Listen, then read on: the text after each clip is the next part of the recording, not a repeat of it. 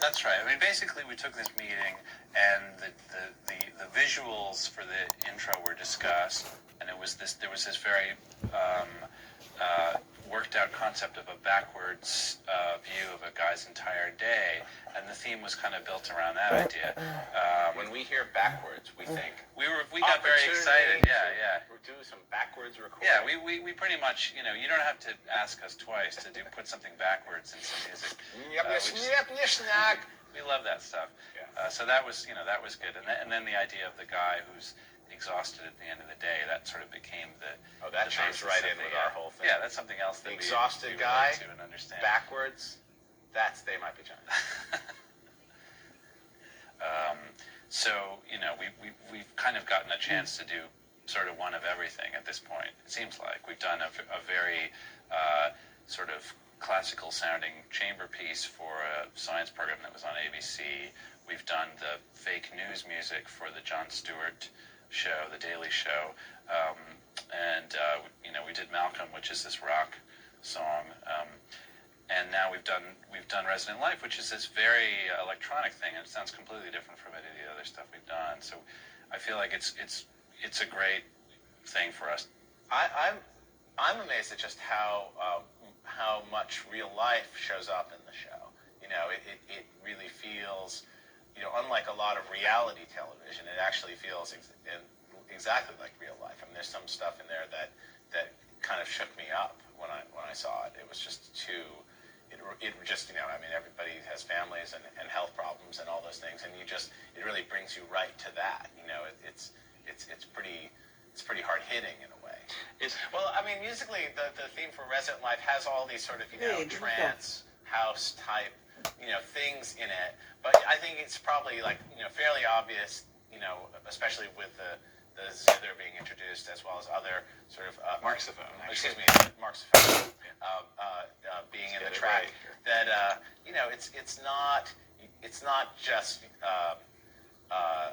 a piece of rave music. I mean, it has that flavor, but it also has something a little bit more cinematic. Yeah, I mean, I think it's personal to both us and to Resident Life. It's something that specifically was tailored for the show, and there's parts of it which really sound like us, could only have been done by us, plus it's this, unusual thing for us to have done. So, I mean, it's a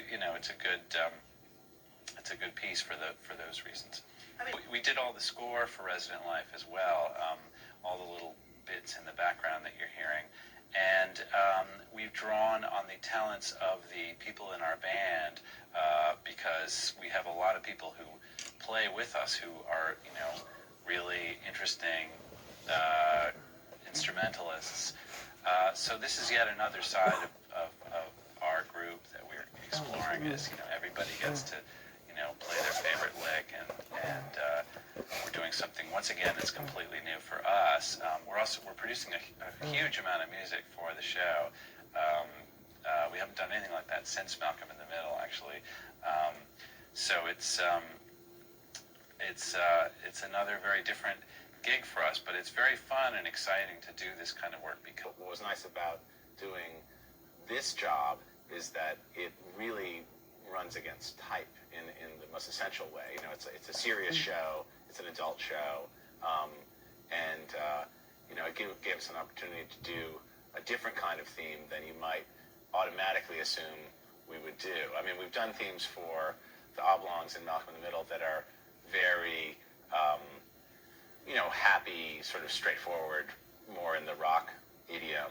But we've also done, themes for other television shows, like stuff for ABC Nightline and PBS that are much more legit in the traditional sense. And I think, this show actually bridges both the sort of song thing that we do and the instrumental work that we've been doing.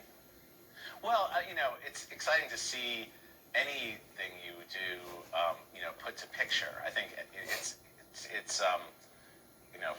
for a writer or a composer or just being a musician, hearing your music in a show or in a movie is really a thrill.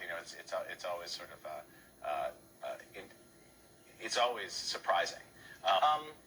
Well, we've been really lucky in the theme department. I mean, basically, our big break came with doing this song that ended up getting used as the opening music in Austin Powers, The Spy Who Shagged Me. And that was, we were approached to do a pop song for the movie and cooked up this thing that had sort of a Goldfingery vibe to it. And, you know, being the sort of broad parody of Bond movies that it is, Mike Myers, you know, really saw it more as the opening thing for the movie, which was a real coup for us. And since then, we've done a lot of different kinds of theme work, you know, with you know, some of which is basically faceless, you know, and we've done advertising stuff as well. I mean, we do the music for Diet Dr. Pepper now, and nobody knows it's us. And but that's fine, you know. It's I mean, it actually, even though we have a pretty eclectic style as a band, being able to really, you know, do stuff that's completely outside of our expertise really keeps the job interesting. And I mean, honestly, I think we do a pretty good job. I mean, we definitely attack it with a, you know, a kind of